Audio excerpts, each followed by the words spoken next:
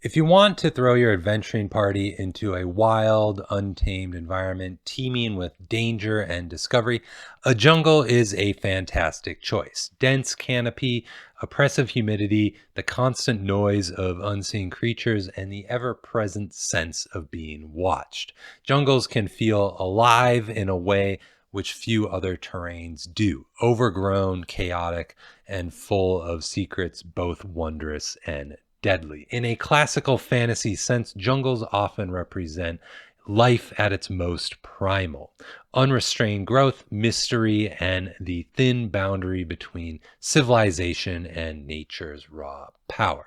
The jungle is both beautiful and terrifying, a world that swallows cities, ruins, and explorers alike. Hi, welcome aboard the EARTHMOTE. I'm Randall. Welcome to my thematic terrain series where we explore different terrain types for our hex crawls and sandbox campaigns. We'll break down their unique themes, features, and kinds of monsters that call them home. So grab your blade because we're hacking our way through the verdant wilds in this week's episode of Thematic Terrains Jungle Edition.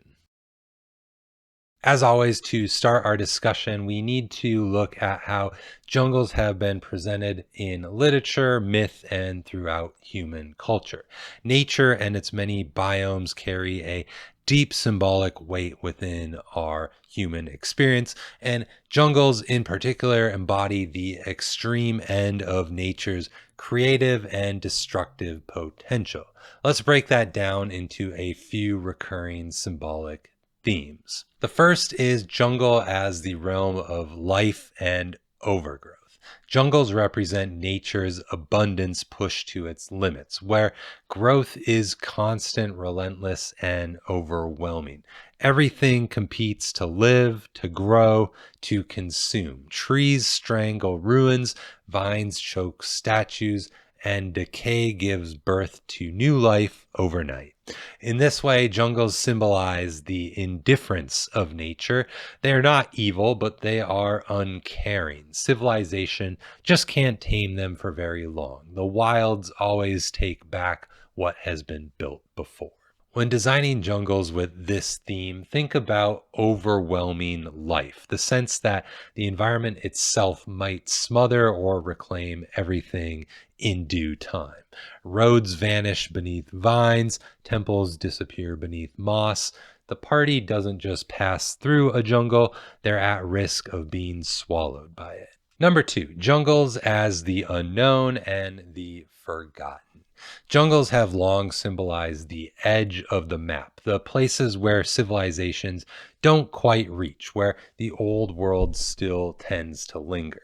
In pulp and adventure fiction, jungles hide lost cities, forgotten gods, and civilizations swallowed by time. In myth, they often serve as backdrops for trials, a place where heroes must face the primal forces of the world and themselves. Thematically, jungles are excellent for exploring mystery and rediscovery. What ancient power lies beneath the canopy? What secrets did the vines grow over and conceal? For your sandbox, jungles make great settings for ruins, temples, or relics buried in time. They invite exploration and reward curiosity, but punish arrogance. Number 3, jungles as tests of survival and transformation. Jungles can also represent ordeal and transformation, both physical and spiritual. Characters who enter them face isolation, exhaustion, and sensory overload. Food spoils quickly, diseases spread, insects bite, and directions are easily lost. But for those who survive, often come out changed, either hardened or humbled.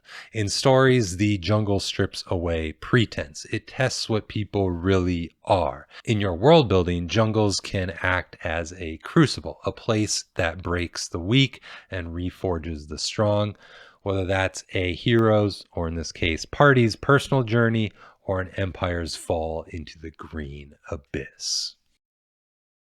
With these symbolic themes in mind, let's take a look at a few functional ways jungles can appear in your sandbox and how each one shapes tone and gameplay. Number one, the living world. The symbolic role here is really the self sustaining ecosystem that exists beyond human control, a breathing organism of life and death. Your narrative function in this case is sort of representing nature's resilience and indifference. Civilization's limits are really laid bare in this type of jungle. So the tools for design here would be, overgrowth, constant motion. Maybe you have vines and plants creeping overnight. You can portray animals and predators reclaiming campsites. You can play up those environmental challenges, humidity, rot, parasites, and visibility within a dense jungle are all challenges for the players to deal with. Really focus on those cycles of life and death, make them visible. You can have, insects feeding on carcasses or new shoots of plants growing from corpses. So I would use this if you want to show nature as a powerful neutral force, a setting that really resists control and reasserts that natural balance. Number two, the lost world. So our symbolic role in this function is really a realm of mystery and forgotten knowledge, a vault where history, magic, and potentially monsters slumber. Our narrative function in this case is going to be a place for exploration and rediscovery, where the past isn't dead, it's just hidden away. So tools for design, we're definitely leaning into ancient ruins overrun by roots, vines, vegetation. You can build up those idols and temples swallowed by the jungle forest. And then, of course, strange hybrid creatures. Maybe they're remnants of a forgotten age or magical experiments that have been reclaimed by the wilds. So I would use this if you want your jungle to feel like a portal to the ancient world where discovery always comes with a risk. Number three, the trial by nature. So the symbolic role in this case is the jungle acting as a crucible, a place where characters and parties must endure, adapt, or perish. The narrative function is really to represent hardship, transformation, and that will to survive. In this case, your tools for design, I would lean into those kind of harsher travel rules, exhaustion, food spoilage, tropical diseases. I would look at including predatory wildlife, ambush predators, things like that. And I would also build up those themes of isolation. So the sounds of insects, frogs, birds as the only company for miles around. Use this if you want the jungle to act as a rite of passage, a place that tests courage, endurance, and sanity.